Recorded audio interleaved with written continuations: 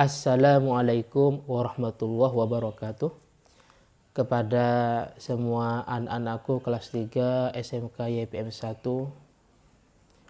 semoga pada kesempatan ini kita semua dalam keadaan sehat walafiat dalam lindungan Allah Subhanahu wa taala.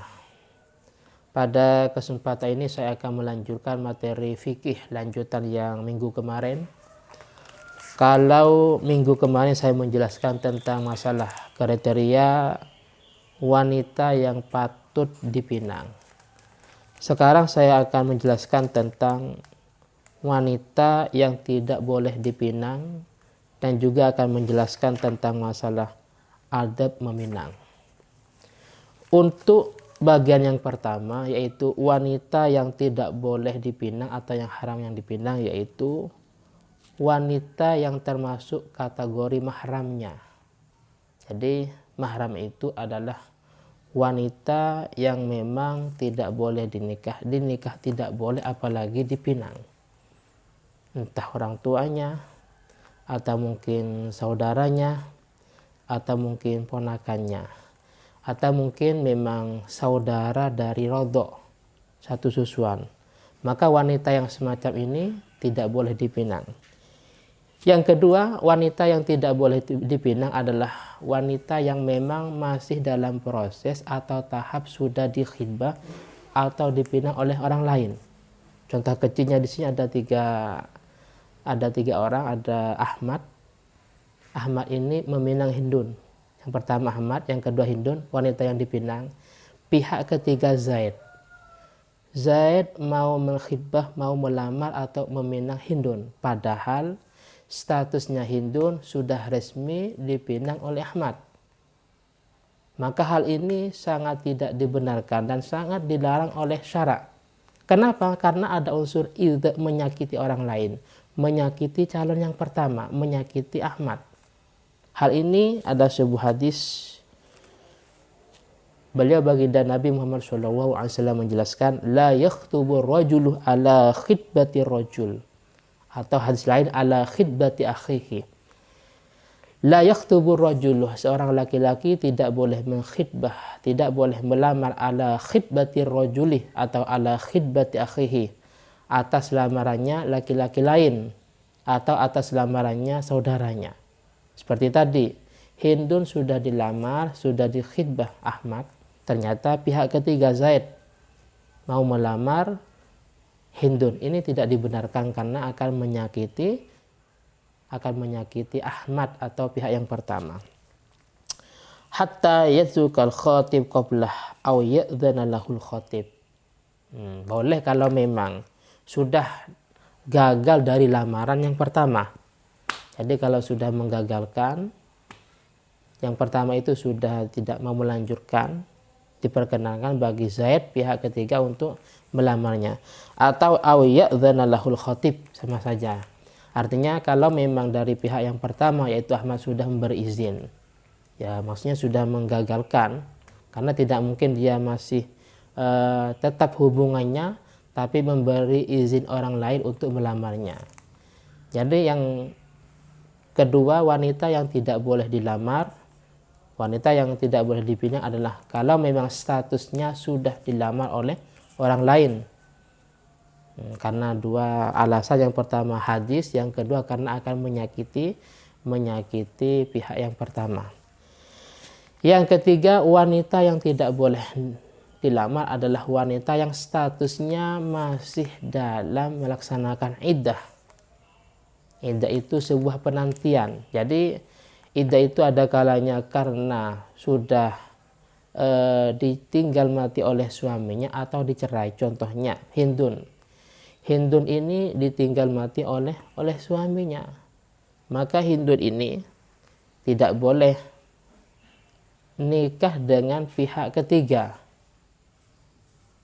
Statusnya dia adalah mu'taddah, wanita yang sedang melaksanakan iddah dan ihdad. Jadi dilamar tidak boleh apalagi langsung nikah. Atau Hindun itu sifatnya termasuk kategori iddatut tolak, dicerai. Maka dalam hal ini Hindun itu tidak boleh dilamar oleh laki-laki lain sebelum iddahnya selesai. Sekarang akan menjelaskan bagian yang kedua, yaitu masalah adab atau etika. Jadi seorang mau melamar wanita itu ada etikanya. Yang pertama etikanya bahwasanya bagi seorang yang akan melamar perempuan sangat dianjurkan untuk sholat istikharah dan juga berdoa. Jadi minta petunjuk kepada Allah Subhanahu wa taala ketika dia mau melangkah melamar seorang perempuan, kira-kira antara baik dan buruknya dia minta petunjuk. Dalam hal ini setelah istikharah ini termasuk sebagai caranya sholat istikharah, berdoa, termasuk terjemah doanya, ya Allah, in kana hadhi, kalau memang wanita ini termasuk khairan li wa dini, kalau memang termasuk baik untukku, untuk agamaku, untuk duniaku, maka semoga itu terjadi. Tapi sebaliknya kalau memang tidak terbaik, jelek, maka semoga dijauhkannya. Nah, termasuk cara istikharah. Setelah sholat istikharah, maka ini ada dua cara masalah Al-Quran. Yang pertama dia tawassul. Tawassul kepada para nabi, para wali, ulama sholihin, dan juga orang tuanya, dan menyebut nama yang dia inginkan. Buka Al-Quran, terus di lembaran bagian atas. Di lembaran bagian atas sebelah kanan. Cara yang pertama, jadi kalau memang sekilas terjemahnya itu menunjukkan baik seperti masalah surga, masalah kenikmatan, masalah rizki umpamanya, masalah keberkahan, oh berarti itu baik. Tapi sebaliknya kalau memang sekilas terjemahnya di paling atas sebelah kanan, itu menunjukkan hal-hal yang tidak diinginkan, seperti menunjukkan masalah ciri-ciri neraka jahanam umpamanya, menceritakan neraka jahanam, menceritakan tentang masalah Fir'aun dan yang lainnya, oh berarti itu tidak baik. Cara yang kedua untuk masalah Al-Quran, jadi ketika membuka lembaran bagian kanan, ya, itu dihitung dari paling atas sampai paling bawah antara kho dengan shinnya. Kalau memang lebih banyak khoknya, kho itu menunjukkan khairon, yaitu baik, sedangkan shin syaron, yaitu jelek. Kalau memang lebih banyak khoknya berarti itu yang terbaik. Dihitung, oh khok menghasilkan 10 umpamanya, sedangkan shin 3 atau 5, oh berarti itu baik. Tapi kalau sebaliknya ketika dihitung shinnya ada 7 sedangkan khoknya ada 2, oh berarti itu tidak baik. Dalam dua cara ini, baik masalah sekilas terjemahnya di paling atas atau dengan cara menghitung antara shin dan khoknya, dianjurkan ketika membuka Al-Quran, membaca sholawat, serta dia ucapkan dalam hatinya semoga dengan barokahnya tawassul tadi, dengan sebab barokahnya sholawat, itu yang terbaik. Jadi sangat dianjurkan seperti itu. Itu sekilas daripada cara istikharah. Jadi setelah kita sholat istikharah, berdoa dan memakai cara yang ini, salah satunya. Dan istikharah ini bukan cuma dalam masalah ketika mau melamar perempuan, tapi dalam semua hal. Mau buka usaha, kira-kira yang baik usaha apa? Atau mungkin mau bekerja di tempat mana? Kalau memang meragukan, ya kita istikharah. Tapi kalau ya yakin umpamanya, ya mungkin gak usah karena sudah yakin.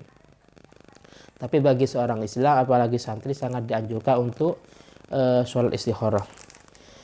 Selanjutnya adab meminang.